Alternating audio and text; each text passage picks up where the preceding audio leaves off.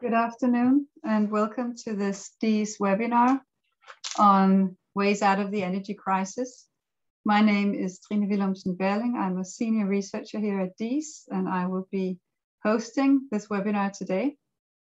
With me today, I have four distinguished speakers from the Baltic Sea region. First of all, we have Head of Division Mads Krogh from the Danish Energy Agency, who will talk about Danish energy islands. Then we have Farid Karimi, who is a senior researcher and lecturer at the Faculty of Bioeconomy at the Novia University in Finland. He will talk about activating people for green energy transition in the Baltic Sea region. Third, we have postdoc Isabella Sovillo, who will talk about energy sovereignty and low carbon energy transition in Poland.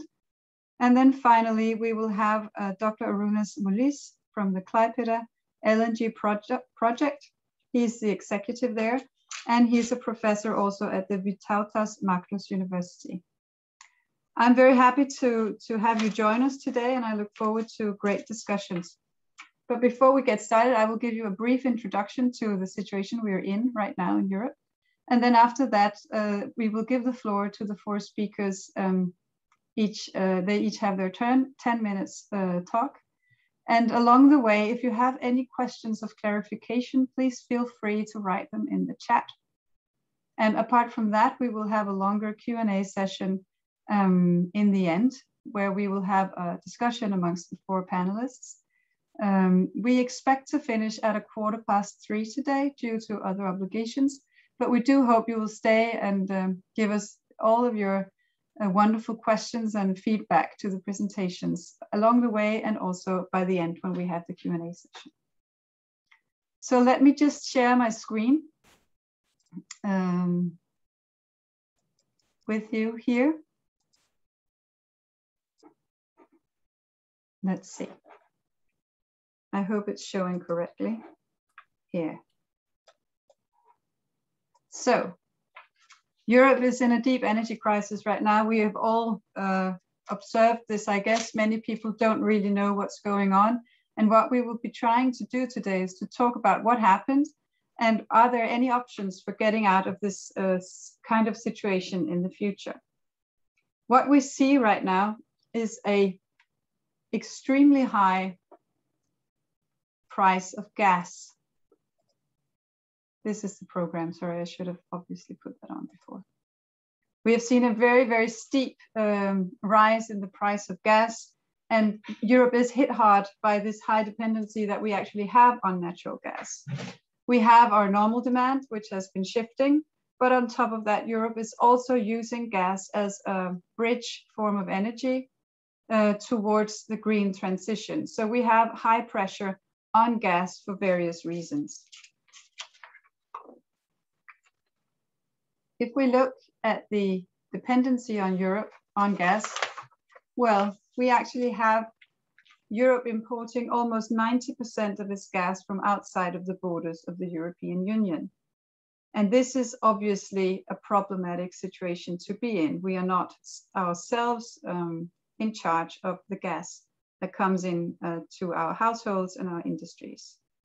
And on top of that, this year and last year, Europe's own production of gas has been going down. If we take an example from Holland, Holland is phasing out their big field Groningen.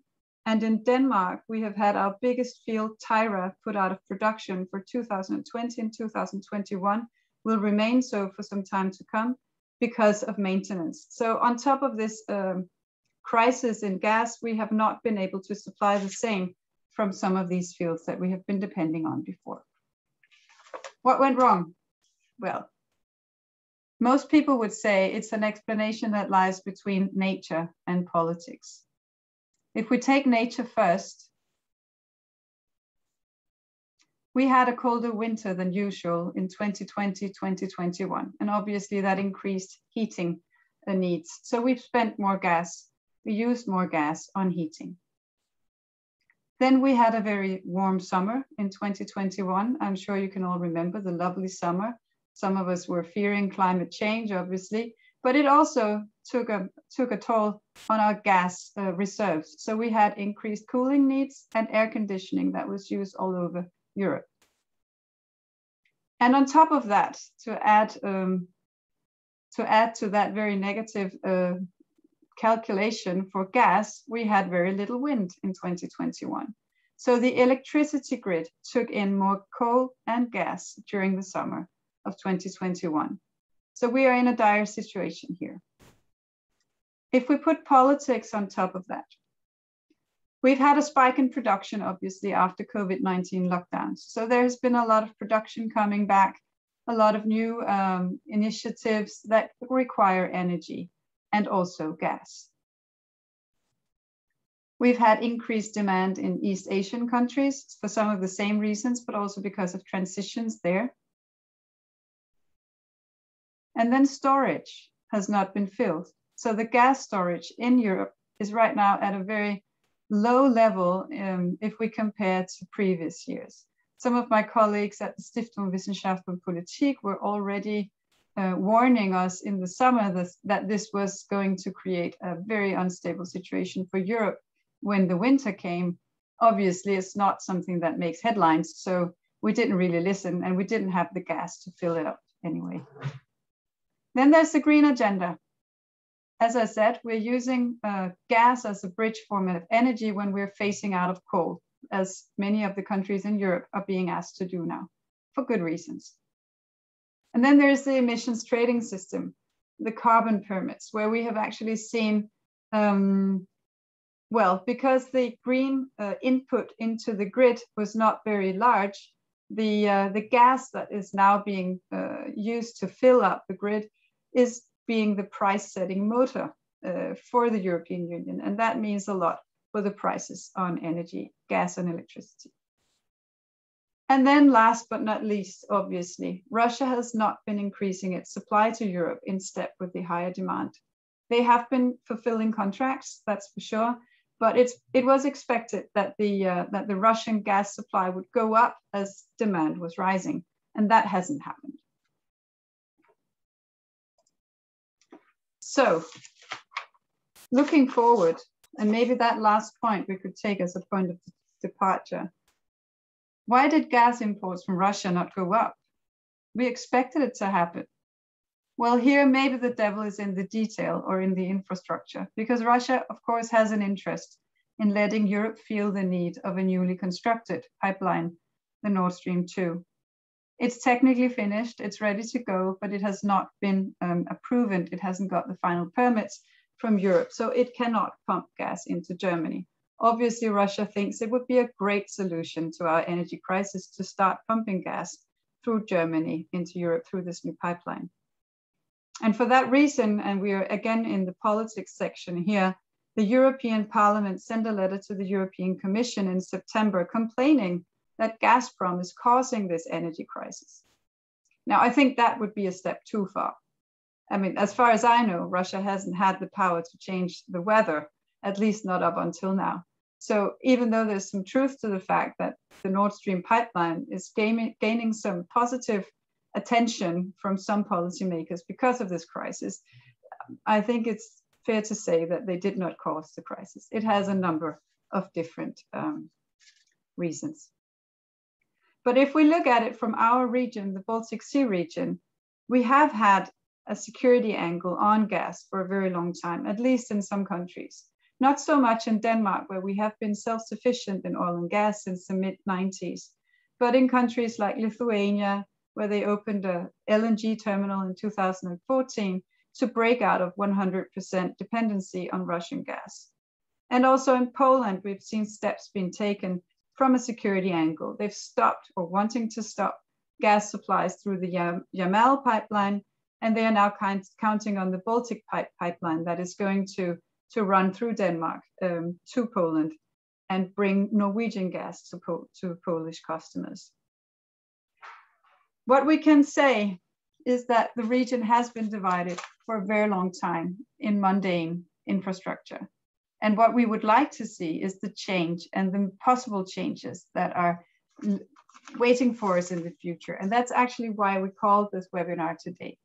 When we are no longer looking at this from an angle of security or past enmities, but instead from new technologies, from new possibilities. What opens up? What is it that we see coming in the future that will lift us out, maybe not of this energy crisis, because a lot of it is on the drawing board still, but of the next energy crisis, which is bound to come. If we look at the dependencies of foreign powers in the European Union on gas, I mean, this will not be the last energy crisis. So if we transition well into these new and wonderful ideas that are out there right now, we might be able to actually break free from a situation like the one we're in, and maybe also from some of the old animosities that are right now cemented in infrastructure in our region.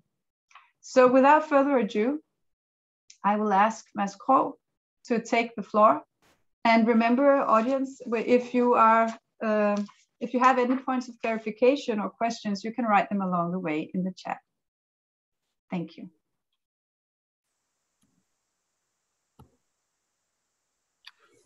Thank you very much, Trine. I hope everyone can see my presentation and hear me. Very good. My name is Mads Krogh. I'm head of division from the Danish Energy Agency, and I have, along with a lot of good colleagues in the Energy Agency, it's my responsibility to implement the political agreement about the two energy islands. It was a political agreement made more than a year ago, and just a short note on the background.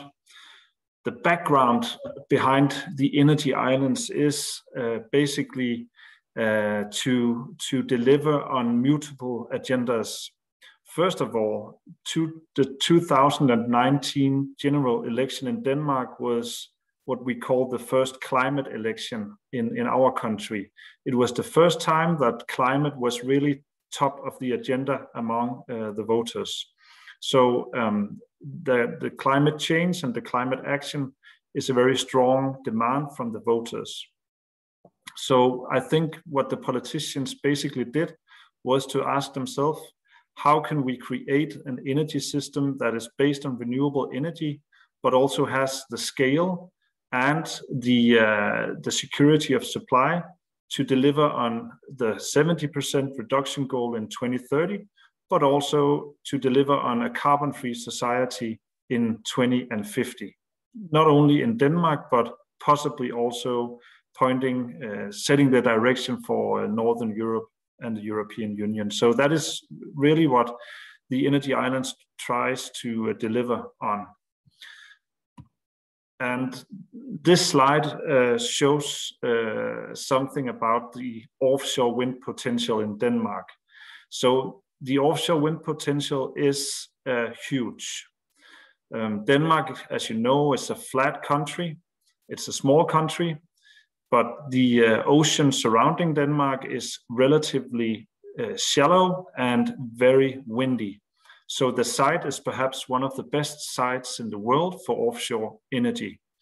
And right now we have around 2.3 gigawatts installed offshore wind, but the potential is around 40 gigawatts at least.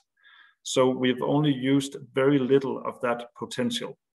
So the idea is to harvest the offshore potential on a huge scale in order to fuel the green transition. So what is it, the Energy Islands? As you see on this map, the political agreement is to make two energy islands, one in the North Sea and one in the Baltic Sea. The one in the North Sea will have 3 gigawatts installed initially, but with the potential of expanding up to 10 gigawatts. And in the Baltic Sea, the plan is to install 2 gigawatts offshore wind. So all in all, 5 gigawatts with the possibility of expanding to 12 gigawatts.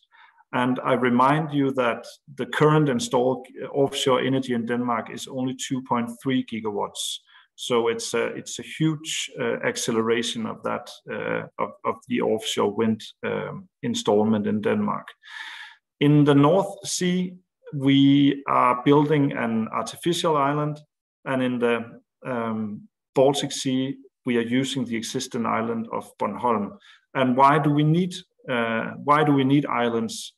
So let me stress that it's not the islands themselves that creates energy, it's the surrounding offshore wind. But we are working on long distances. We have a lot of offshore wind parks in Denmark, but they are relatively close to the shore and relatively close to the grid. So when we are working on these distances, hundreds of kilometers away from the mainland of Denmark, and also even longer away from rest of Europe, we need to convert the electricity to higher voltage and to direct current. It's a bit technical, but the point is that we need a lot of technical equipment close to the energy source, and that's why we need some kind of island. So that's basically the basic idea, is to have islands close to the offshore wind in order to be able to install this technical equipment that allows us to send the energy over longer, to transmit energy over longer distances. So that's the basic concept. This slide shows some of some facts on the evolution of offshore wind. The offshore wind adventure was founded in Denmark somewhat 30 years ago, and you see the very tiny offshore wind turbine on the left, Vindeby, 30 years ago.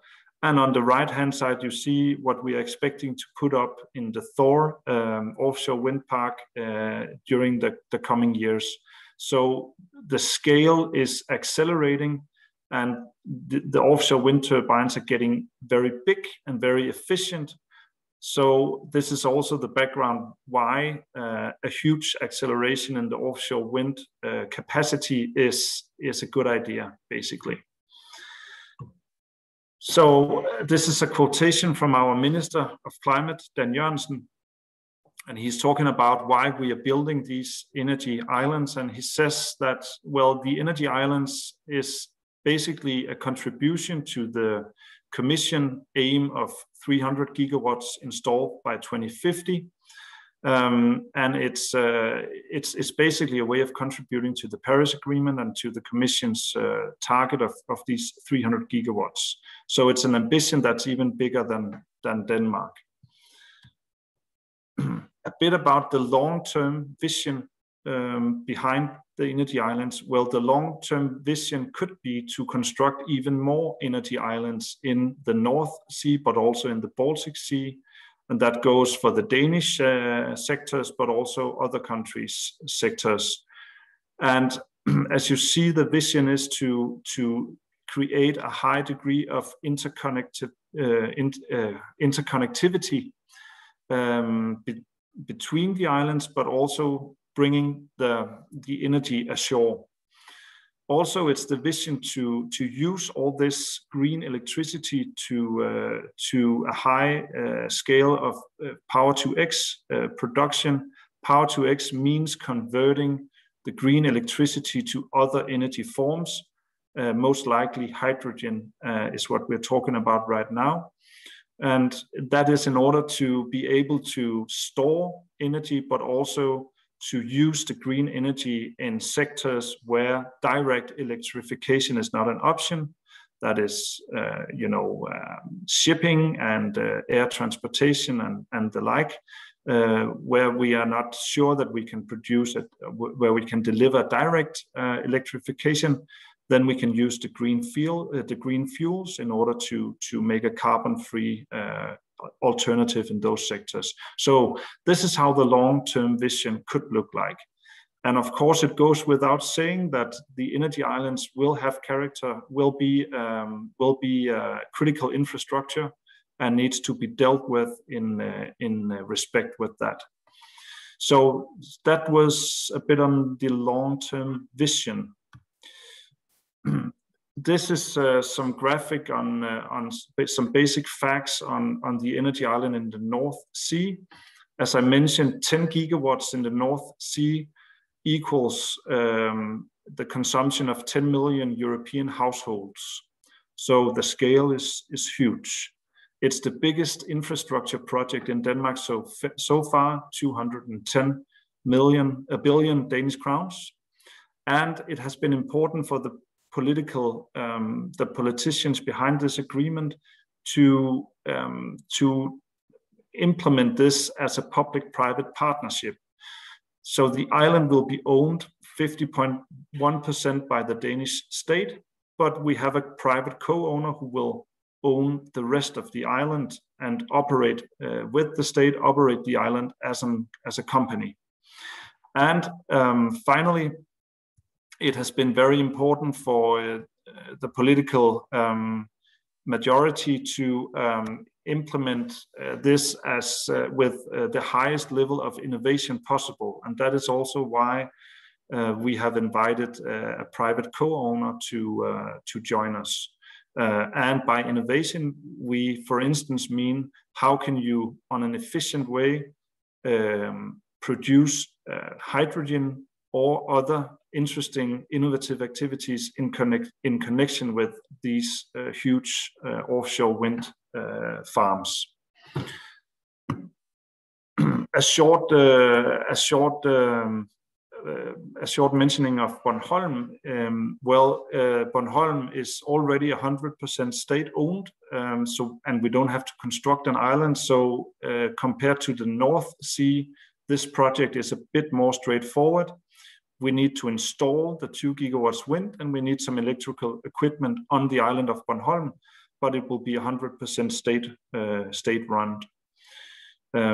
We expect Bornholm Energy Island to be operational in 2030, and we expect the North Sea Energy Island to be operational in 2033. Yeah, just before I sum up, I just wanted to mention that the interconnectors are very important to this project. And by interconnectors, I mean the links to the neighboring countries. And they are important, first of all, because the political ambition is to drive change, not only in Denmark, but also in Northern Europe. Second reason is that the electricity follows demand. So when the demand south of Denmark is high, it's a good thing to be able to send the energy to the high demand areas in order to deliver on that demand, but also in order to create bottleneck cash flow. So we actually also, this is a part of the whole financial model around the energy islands, is to generate some cash flow that way, in that direction, and that's important. So it has something to do with setting and driving change on a European level, but also it has to do with some financial reasoning. And finally, of course, the more interconnectors we get, the better possibilities for reaching a high degree of security of supply we have. All right, so to sum up, the energy islands is a way of building offshore wind in a huge scale, a scale we have not seen before, and it's the political ambition to drive change in Northern Europe and in Denmark. And the Danish Energy Agency's role is to implement this vision the next 10 to 12 years. Alongside with the energy islands, we are also working on a lot of different projects, and we have a lot of partnering countries where we try to inspire in ways of delivering on the green transition. Denmark is a very small country, as you know, so what we do in Denmark really only matters if we inspire some other countries.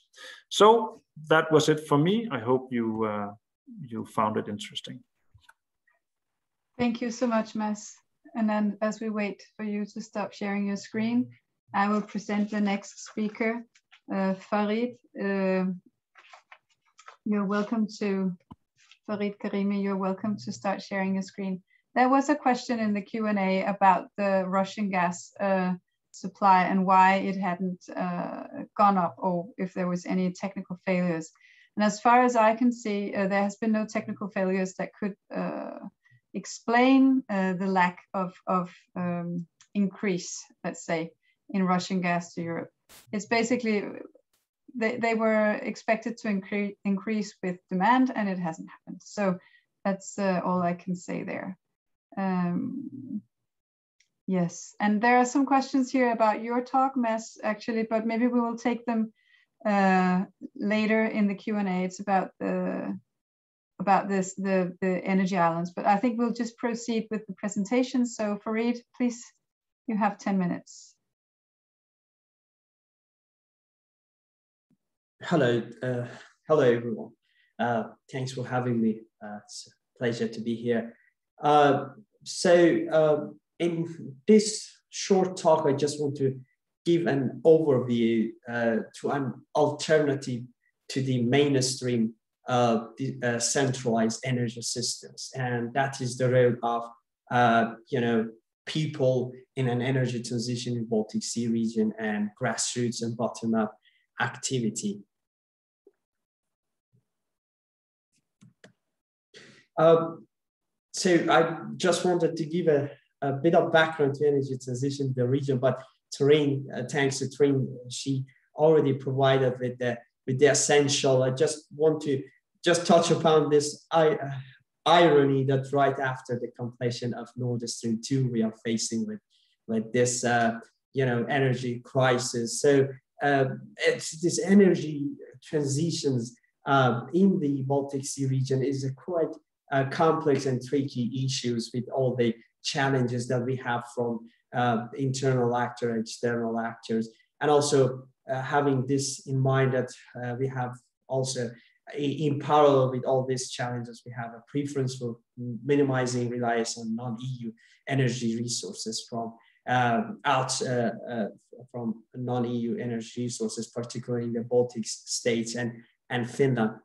So I just want to reiterate that we are dealing with very complex issue here. But of course, rightly, most of the discussion evolved around the mainstream, larger scale centralized energy systems and top-down activities and strategies.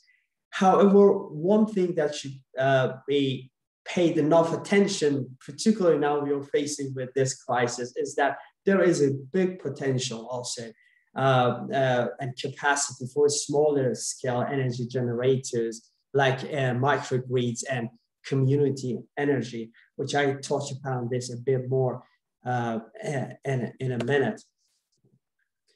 But when we talk about bottom-up and grassroots activities, I mean, apart from the issues that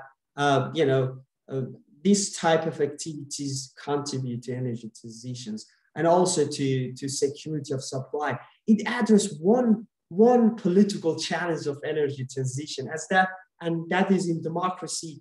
We have this change of power shift in governments every 4 or 5 years, and that sometimes, depending on the agenda of the governments and the political party in the power, that shift the attention from climate change and energy transitions time by time, and sometimes it delays timely energy transitions. So grassroots bottom-up activities to some extent address that we can secure a steady pace of energy transition on micro level, regardless of who is in a power or in a government. So this is another advantage apart from the security of supply that bottom-up grassroots activity can contribute.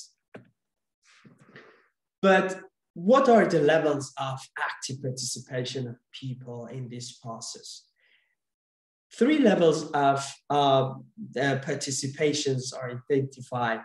The first level simply is a demand side flexibility on a household levels, which means participation in demand response that people can passively or actively help balance fluctuation of renewable energy fluctuation of renewable energy in energy system, technically using the smart meters at the household levels. Smart meters has been rolled out in quite a few countries in the region, particularly in Finland. However, they are not in use practically. So this is interesting to pay attention. Another level, second level, is prosumers. For those who don't know, prosumers, as the name suggests, that is the stakeholders who produce energy and consume energy, and they sell the extras to the grid. And they also can play an important role in flexibility in our energy systems. I highlight this flexibility that because it's important. When we're talking about energy system with increasing share of renewable energy, having the high amount of flexibility is important, because naturally and renewable energy is fluctuating. So second level prosumers also add to the flexibility on the energy system, for instance, through storage. And the third level of active participation of the people is different kind of community engagements, like a community energy. And this is quite a larger scale comparing to the other levels. It's a larger scale of active participation of civil society in an energy transition. So to kind of refresh our memories, the thing is that it's important to have active participation from the public, having a bottom-up activities and grassroots in this process in order to address security of supply and energy security. But what is the state of the play at the moment? Historically, centralized development of the energy has led to path dependency and obduracy in the most countries in the region, including the even progressive Nordic countries.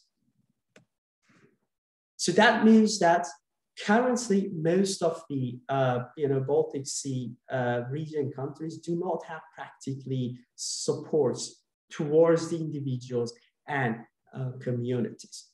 So there are some small activities, there are some schemes, supported schemes, but they are not really mainstream or major.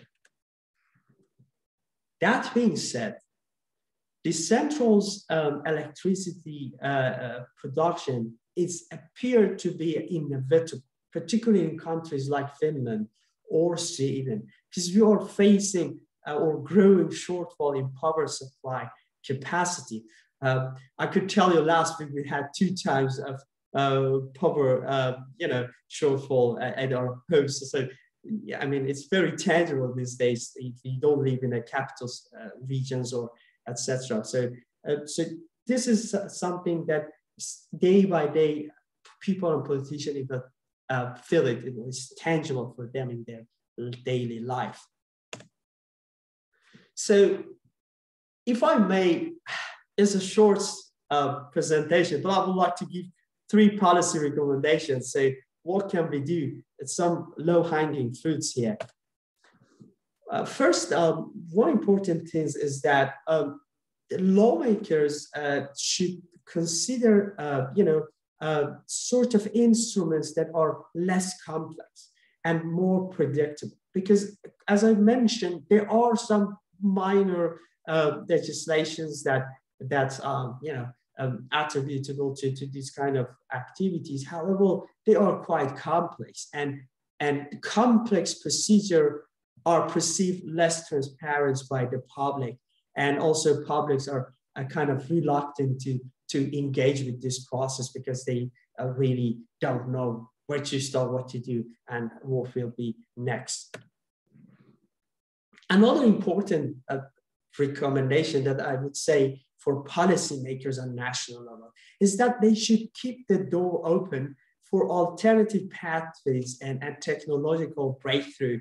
I mean, these short-sighted policymakers don't work anymore. And that is, I just to telling you that, for instance, if you look at some of the policy or some of the energy scenarios in 1980s or 1990s. This looks like a joke. It's the least ambitious possible. We have observed all these, breakthroughs in last 10 years, 20 years, and see that the importance of keeping the door open for breakthroughs.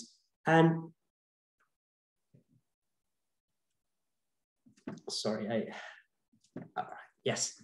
And then the things is that we don't need just to make all the changes on the legislative levels. So the things is that things can be initiated on the lower levels also, in municipalities, companies, and even housing cooperatives, etc. So we don't need to have just go and touch upon the just all the time legislative or top.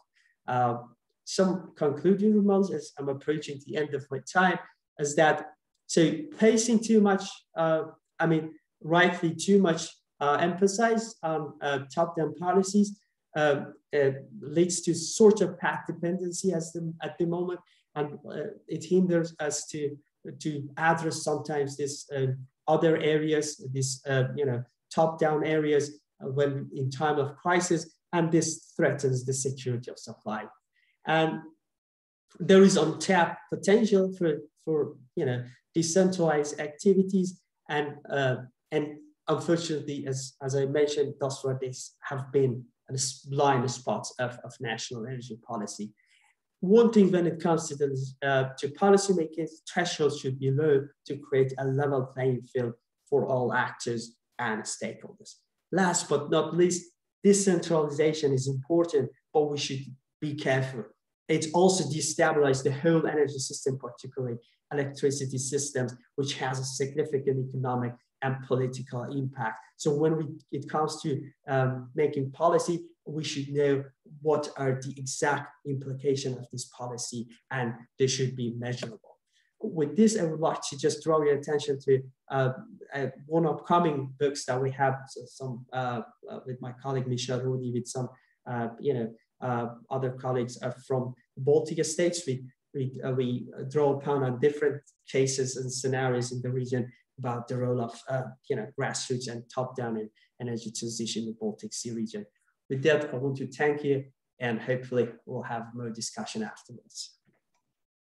Thank you so much, Farid. And as we wait for you to stop sharing your screen, I will invite Isabella Servillo, postdoc here at DIIS, to give her presentation. Please, Isabella, you have 10 minutes.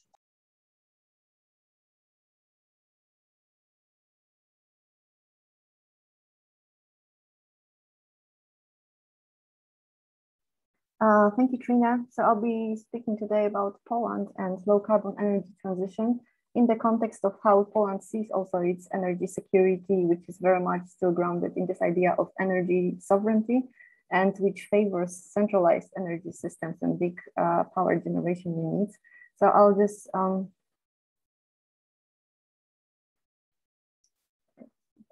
So just talk very briefly, first about the Polish attitude to regional gas politics, then about plans for the development of nuclear energy in Poland, which is seen very much as green energy and one of the milestones in meeting EU climate agenda, then about the difficulties with phasing out coal, and also about some developments in the renewable energy sector.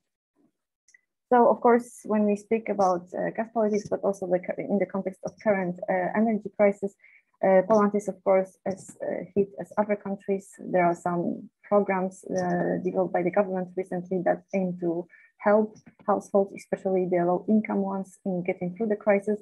But when we look at the political discourse and the current debate, although, as Trina mentioned, there are a number of factors that are there that contributed to that crisis, in Polish political debate, the Russian factor is highlighted specifically. It's the role of Russia and the role of Gazprom in aggravating that crisis.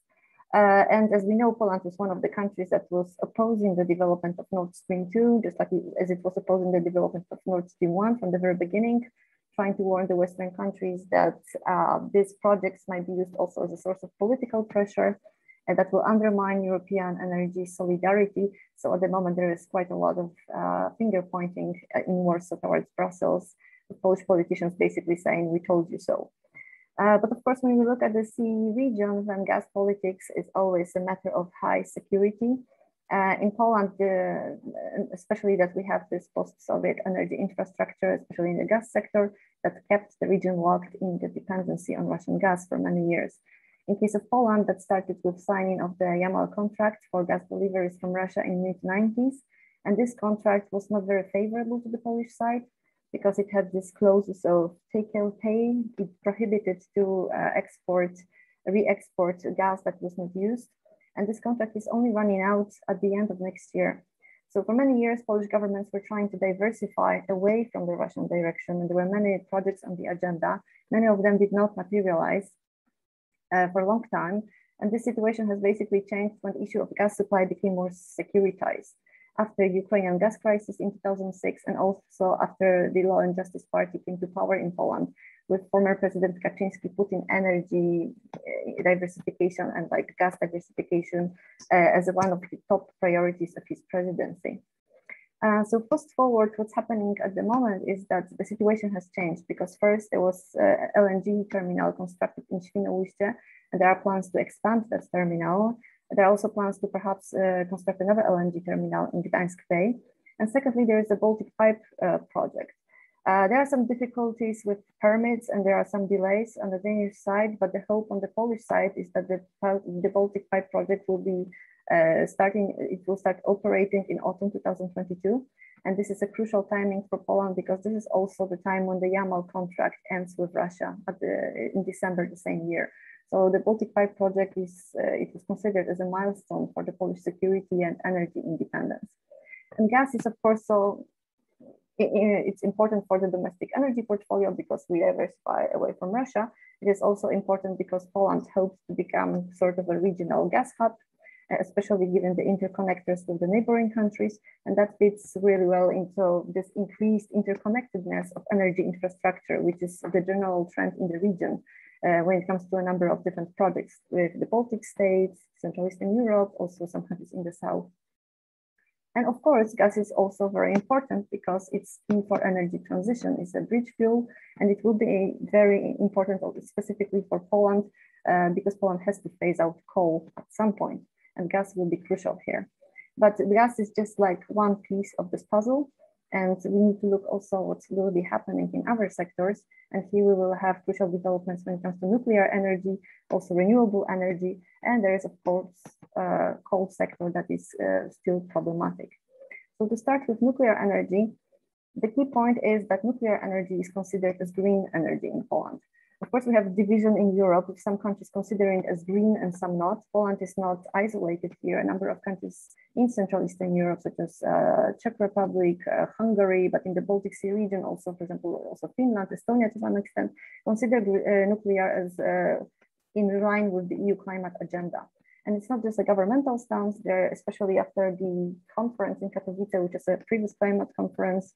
There are a number of societal actors who are also promoting it, and societal movements such as Quota for Climate, nuclear to save the climate. There are a number of delays with that project because the project resurfaced in 2005 and not much has happened since.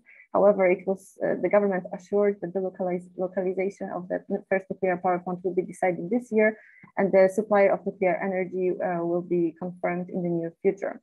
So the plan is now that the first nuclear power plant will be constructed in start operating in 2033, and there are 6 blocks to be constructed by 2043.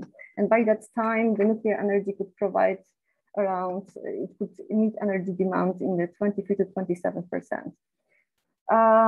The important part is who will provide nuclear energy. There are some offers on the table. Some are from US, some are from South Korea, some are from France.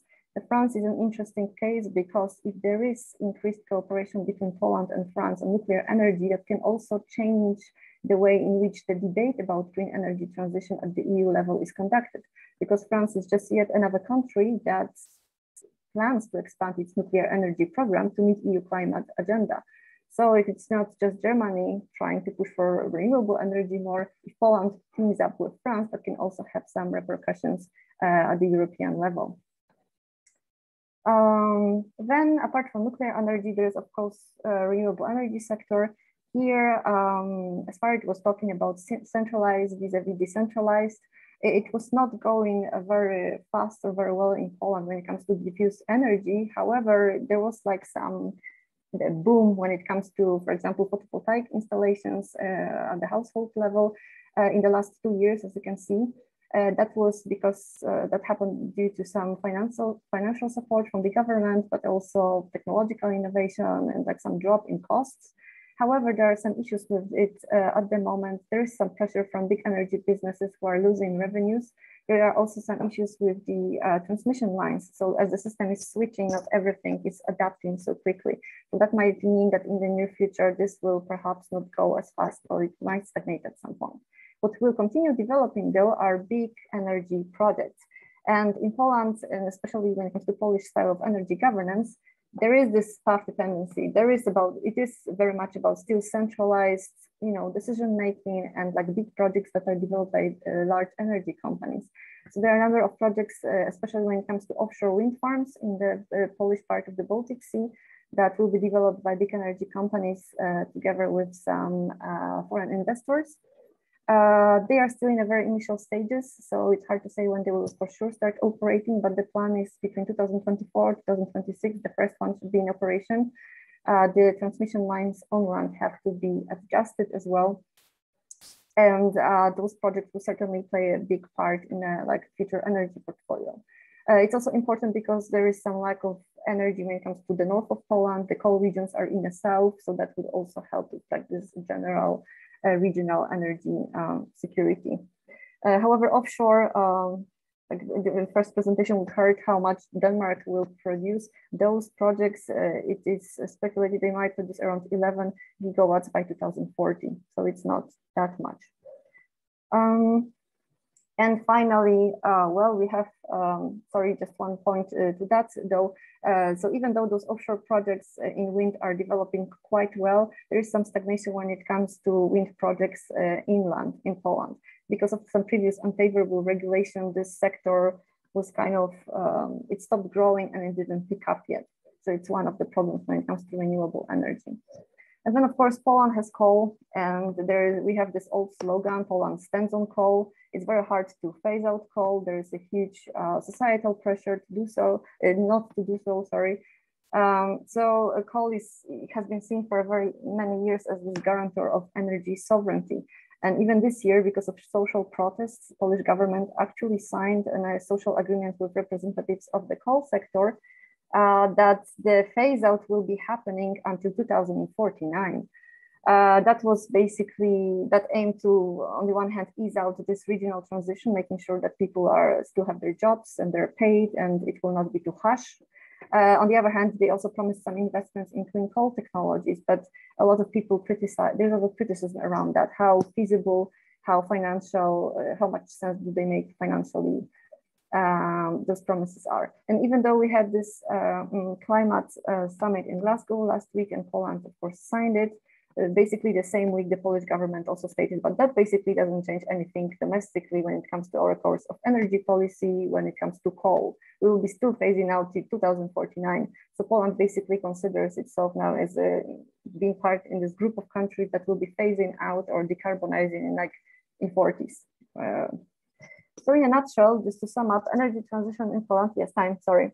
It will be focused around the three areas: nuclear energy, offshore wind, or big projects in renewables, gas-fired power plants. The problem with that is though that they are all scheduled to develop nuclear energy in the 30s, offshore wind farms late 20s. They are quite late, so the decarbonization actually will happen it will be pushed forward in time. It might be not as fast and as ambitious as many would hope, whereas more emphasis could be put on developing small-scale renewables or wind energy on plant or energy efficiency, for example. And I'll stop here because Trina was already showing me that my time is up. Thank you, Isabella. And while we just wait for you to stop sharing your screen, we have some few points of clarification. First, to Mads, I think, what has been the role of local communities in developing Bornholm as an energy island? And also another one, I think there was another one for you, Mads.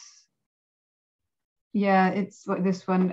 Will the island be artificial? We can answer that straight away, but you're welcome to just present these clarifications. Yeah. The island in the North Sea will be artificial. Yeah, and I haven't heard about the Shetland Islands as an energy island, but I'll have to check up on that. But it sounds interesting. And concerning local engagement on Bornholm, well, I think the idea of using Bornholm as an energy island was not born on Bornholm, but I think local inhabitants, local businesses have taken the idea and are trying to put it in an interesting you know, what they are asking themselves, if this is to be real, how can we basically create value from that? So they are talking about Bornholm as an energy island, not only from a technical point of view, but also from an image kind of view, where you can, for instance, have green tourism or a green economy on Bornholm. So the local engagement is, of course, there. Also, some critical voices concerning what will this do to the view, the sea view from Bornholm. But we are engaging in a dialogue with the locals. Yeah. Thank you, Mads. And then Farid, there's one question to you actually from Mes. If you could share just at least one less complex energy transition instrument with respect to green tech and renewables, where has it been effectively applied? I don't know if you want to wait with answering that, Farid, to the Q&A, or you want to go now? I can wait. I mean, you tell me what to do, please. Okay. Maybe it will be a longer answer. So I think I will give the floor to Arunas Molis, who is our fourth speaker today. And I don't know if you want to share your screen, but please, your floor is yours, 10 minutes.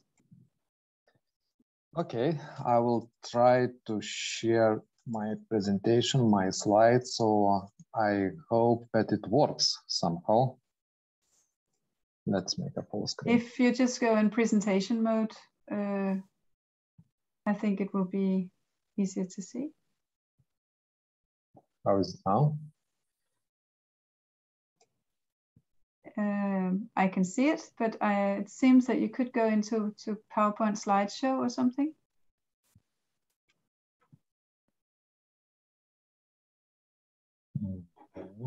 It's this little, there's this little icon in the bottom. That's a TV almost that you can click to the left of the volume. Okay, but okay, as I cannot find it, maybe it is not a big issue. Fine. We can continue this way because still most probably the key thing is the content. Just well, would be good if I can change the slides. Let's take a look. Yeah, well, first of all, thank you very much for giving me this opportunity to present some views from Lithuania, and well, to take part in the event where such a great audience is participating. Yes, well, I'm introduced here as a professor of Vytautas Magnus University, but yes, and that's the truth. I'm lecturing energy security issues in Lithuania and also at the Bologna University. But first of all, I also work for Klaipėdos Nafta. So that's the company of the strategic importance in Lithuania, and traditionally the company was dealing with the oil terminals. So we were managing the oil terminals already for 60 years. And well, some time ago now, it's already 10 years ago, we got involved into the management of the liquefied natural gas terminals in Lithuania. So since then, the company executed the project of the LNG terminal development in Klaipėda. And since 2014, we have this terminal in operation. By then, Klaipėdos Nafta concluded the time chart party agreement with Norwegian company Höegh on provision of the regasification service for 10 years. So basically there was a decision that there will be LNG terminal in Lithuania for at least 10 years.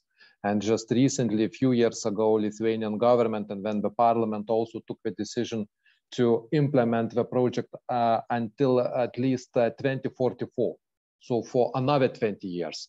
So this is what my presentation will be about, basically. We can talk a lot about the alternatives, of course, about the renewables, and Lithuanian business and the government also invest a lot into the development of the solar, hydro, and other kind of energy sources. But I was thinking that maybe today there is a good opportunity to focus a little bit on some kind of the traditional fuel, which is a natural gas.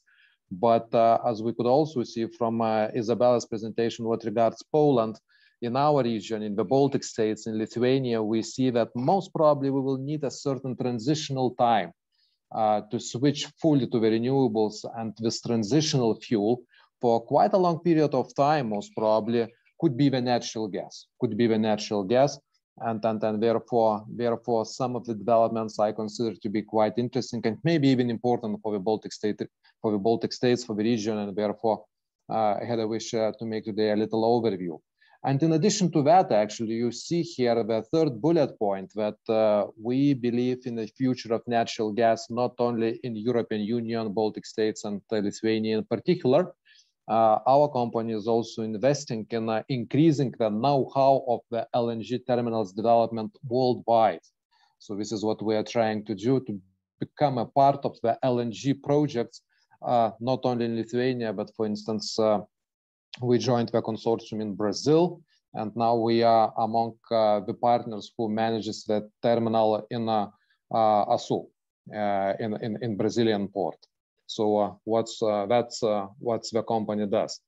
Well, I understand that there could be a lot of discussions, basically, how sustainable is this sort of a fuel, and how much it's being supported by the international society. So all in all, our experience was that despite of all the very deep discussions and some kind of a criticism, actually, which is going towards the traditional fossil fuel, our experience is that all in all, we got the understanding and support coming from the international institutions with regards to the investments into the LNG terminal, LNG infrastructure in general. So some time ago, we coordinated the state support with the European Commission, which also has a strategy on the LNG. And in the framework of this strategy, basically, our state support has been also approved just a year ago. We also, of course, have full support of the Lithuanian government, which heavily invests into the renewables, but also considers the LNG to be the sort of the alternative fuel, especially in the area of transport, where we have very deep challenges, how to reduce the emissions, and we don't have many alternatives, to tell the truth. The LNG could be one of them, which would be allowing to shift from a consumption of diesel towards the consumption of LNG. And to tell the truth, that will be my particular focus of today.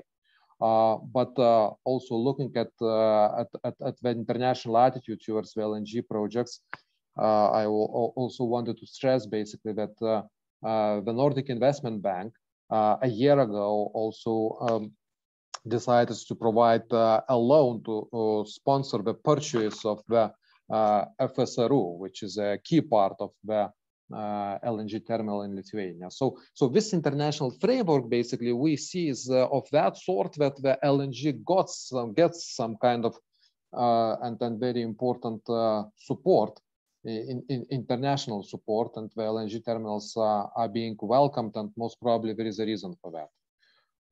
Looking very shortly at what it's installed, that is installed in Klaipėda. So as you see here on the left side, of course, the key infrastructure object is the FSRU. So it's a big ship, the terminal. But on the other hand, on the right, you can see that having the terminal a few years ago, we started to develop the small scale infrastructure. And now we have the LNG reloading station in Klaipėda, which is commercially for a year now operated in cooperation with the Polish PGNiG company. And technically it's being operated by Klaipėdos Nafta. So this is also a very important milestone, which has been achieved a few years ago, this reloading station, which allows basically to transport the LNG, the liquefied natural gas in form of the liquid to transport it to the more distanced places where the pipelines, the distribution networks are not developed. And then to use actually the LNG also as a type of a fuel. So all these infrastructures are already being in place. And then therefore, having this infrastructure, basically, we are able to propose some new services. In the very beginning, of course, the LNG terminal in the Baltic states, in Lithuania in particular, was developed looking at the national security interest. So security of supply and the access to the global prices, to the global market prices. So that was the key aim, to diversify the natural gas supplies, not to be dependent on the single pipeline coming from Russia, to have the second access, and of course, to diversify the types of the contracts we can get, and to diversify the suppliers. And now the natural gas to the Baltic states is coming, of course, not only from Russia, but from Norway, from United States. We got several supplies from Trinidad and Tobago, from Egypt, from Nigeria, so from all around the world, actually. Our terminal users are bringing the natural gas, this way diversifying the supply. But what is even more important now, actually, that the LNG or the natural gas is not only used in a traditional way, because the traditional consumption of the gas was related to the industry needs, to the heating energy needs, and to the electricity production. Now we see that the new potential is emerging. Of course, the newest trend concerns all the developments around the hydrogen, right? And we are also very much investigating what are the possibilities of the production and transportation of the hydrogen, which could be produced using the natural gas. But first of all, it's the transportation sector. It's the transportation sector. So now there is a possibility to bunker or to load the LNG to the trucks and to bunker with the LNG the ships. This way replacing diesel, which we consider to be much more polluting actually in this sort of a transport. And okay, so maybe a few insights on the consumption of the LNG in the heavy transport, and well, the perspectives and potential of this small-scale reloading station, which is in Klaipėda. So basically, from this kind of a scheme, I just wanted to stress that having the infrastructure in Klaipėda, we can supply, and we are already supplying the LNG to these places which you see on the map. So it's not only in Lithuania, Latvia, and Estonia. The majority of the final destinations of the LNG coming from Klaipėda basically is located in Poland, actually. So this kind of natural gas is being used for the production of the same heating and electricity production, but the LNG is also being brought, for instance, to the Tallinn port or to the same terminals of the Klaipėda port, where it's bunkered to the ships, those container ships or other kind of cargo ships, which are entering our ports, having on board very kind of different engines able to use the LNG, which is of course much less polluting. And I'm gonna show in the next slides what's the difference. But maybe first of all, few insights on the potential of the LNG in the heavy road transport. So here there are some insights. How many of those LNG fueled trucks could we have on our streets? So looking in a few coming years, we see that the number of the LNG fueled trucks most probably will be rising, and this concerns not only Lithuania, Latvia, Estonia, but also Poland. We are considered to be transit countries. So for us, it's important that those machines would be using a clean fuel. So we see the rising potential in this regard. And here there are some insights on what could be the consequences if the diesel is replaced with LNG, or if the heavy fuel of the ships is replaced with the LNG. So we could see actually lessening the emissions of CO2, especially NOx and SO2, and all kind of heavy particles would be also going down, and this difference in emissions is quite considerable. We don't speak only about a few percentages. As for instance, also here, if the LNG comes into the engines of the trucks, we can expect up to 28% less of CO2, almost no mercury, up to 99% less smoke, and 79% of less of the hard particles. So all in all, 19% less greenhouse gas emissions could be expected if LNG would come to the heavy road transport sector. So, well, basically, most probably saving for time, I will stop here. But the message is that, well, in addition to the development of the renewable energy sources, we in the Baltics also try to focus on the alternative fuels. And one of the alternative fuels, actually, which we consider to have quite a bright future in the heavy road transport and the shipping area, is the LNG. LNG being traded in the small scale. Okay, so thank you very much. I will stop here, and I would be ready to answer questions. Thank you very much, Overmars. As I wait for you to stop sharing your screen, I will just be reading through some of the questions. We have almost 10 minutes left for the Q&A if we finish at 15 minutes past 3. So I will just immediately ask Farid if you could share at least one complex energy transition instrument with respect to green tech and renewables that has been effectively applied, please. Thanks for the questions. Actually, it's a bit tricky question to answer because at the moment, something that I would say that on a larger scale that we have something, at least nothing that I would know, because the problem is that, for instance, about electricity system, this is what I was trying to say, that now, for instance, we need to some changes in taxation system, because now we are double taxing, for instance, some presumers, and that is something need to be changed. And on the EU level, the legislation is the place and is assigned to the EU member states to change their the requirements. But something that I would tell you exactly some tangible things that it is at the place, I don't know. I know a couple of small community projects that is happening in Sweden or in Germany, but they are again very small in the scales and not something. So hopefully with the new regulation in the place, we'll have on a larger scale deployment of these grassroots activities. Thank you, Farid. I then have a question, and I think I can pose this to all of the 4 panelists. It's on the energy crisis. How did we get here, given all the laborious, elaborate, and modern energy planning, system modeling, and enabling energy policies, energy statistics, forecasts, etc.? What does this mean for the net zero global agenda that looks to avoid fossil fuels and preference to renewables, energy transition? I don't know who wants to go first. Mads, maybe? Yes, thank you. Well, I think Trine explained it very good in the beginning of the conference. Only thing I wanted to add is perhaps also a low level of rainfall, which has an effect on the water reservoirs in especially Norway.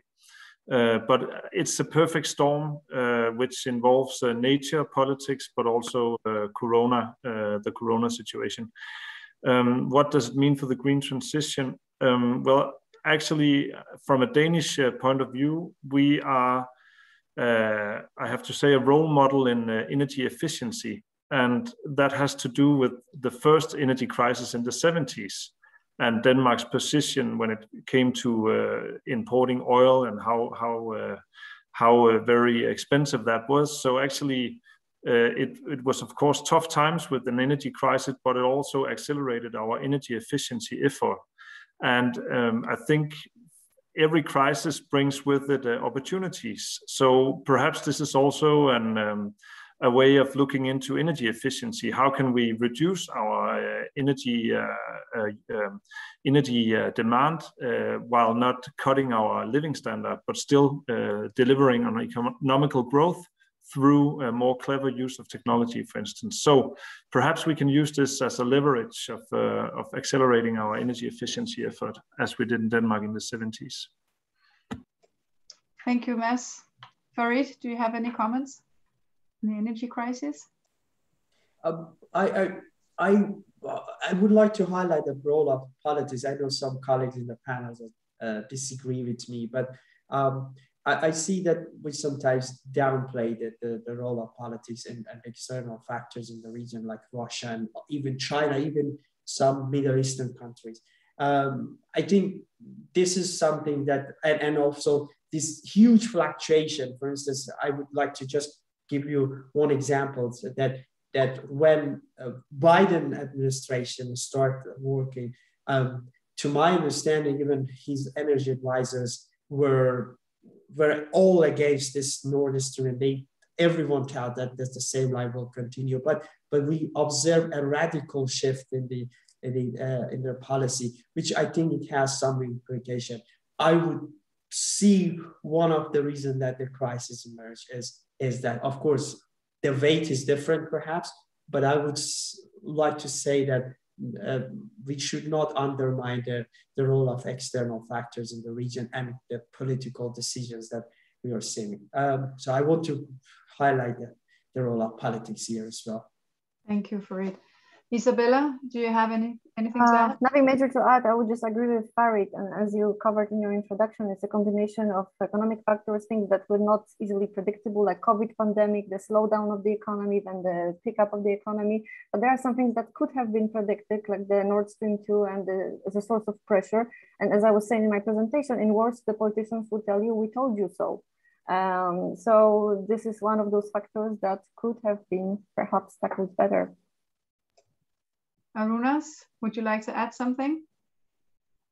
Well, basically, of course, all the reasons mentioned by your colleagues are very much correct. But on the other hand, when we say crisis, so most probably, first of all, we have in mind this very much rising prices of, first of all, natural gas and other kind of fossil fuel, which is in general, when you look at the history, so basically those fluctuations were happening, previously as well. And you can call it, of course, crisis, but from all the crises, you can learn something. So I guess that the most important thing, what we learned from the current situation, where the prices went so quickly up, and I would say that,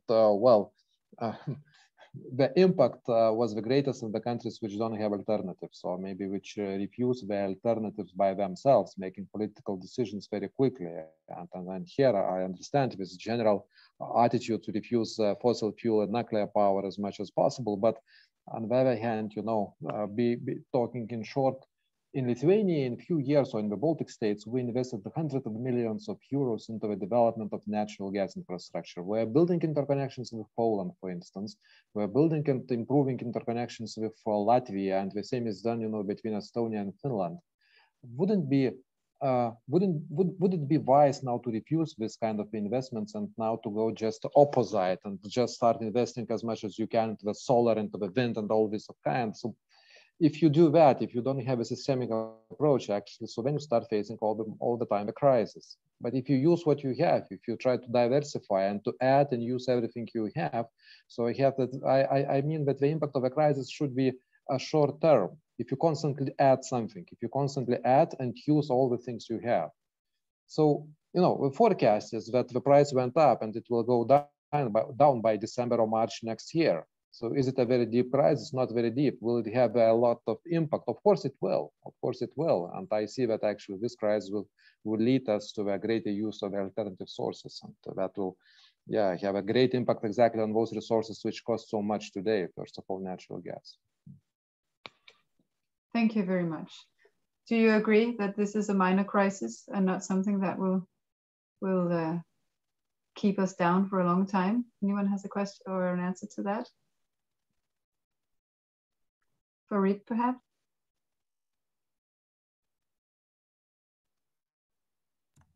Sorry, could you repeat the question once again?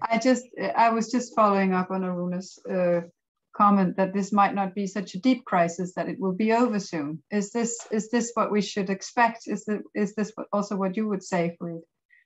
Yeah, I think it was in my presentation, the first slide of it. It's a mild crisis, I would consider it. So it's gone, but I think there is lots to learn. Again, that was something that I refer, that we have to think long term, because now we just have this short-sighted policy, and that is, to me, dangerous, I would say. And this crisis that we are seeing, of course, we have all this climate change and weather-wise, etc. But again, I don't want to put too much emphasis on politics, but there is something to look at it, because sometimes the risk is high. Even so I would say that this is a kind of short term. We take over it, but we have to learn about it and utilize it in future experience. Thank you very much. Isabella, would you like to add? No, not really. I just see that there is one question for me actually that was unanswered. Could you please comment on the proposed linkage between Croatian, Adrian, Polish, Świnoujście terminals? How would Middle Opal pipelines, Nord Stream extensions impede this? I'm not aware how they would impede this because the connection of the two LNG terminals, this is like part of this North-South corridor. It has the support of the European Commission, and it has been reinstated on a number of points. There was, however, a debate in Poland at some point when the LNG terminal was to be constructed, whether the Nord Stream project will not, for technical issues, basically block out the LNG ships coming to the terminal. So there was like some journalistic investigation around that. But other than that, I'm not aware what will be there. Thank you for Isabella for answering that question that was written in the Q&A. And we are about to finish now, but Mads, I will give you the chance also to comment on whether this energy crisis is just a bleep on the screen or something that will endure. Well, wow, that's a tough question. I mean, I only have the responsibility of the energy islands, you know, but the forward prices I have seen looks like that the price levels should stabilize within a year. That's the forward prices on gas and electricity I've studied. So, and I mean, the Corona situation is extreme. So, well, from a personal point of view, I think this is the perfect storm that doesn't occur that often, and it hasn't created in Denmark, I would say, any shift away from the green transition. I would say quite on the opposite. So so the green transition in Denmark is still meeting a very high support from politicians and from the voters. So we are not building any LPG terminals in Denmark, I think. We are building offshore wind. Yes, and our gas field Tyra is about to come back and assist us in our gas needs. At least that's planned. If there are no further questions, I would just like to thank you all for participating today. It's now 18 minutes past 3.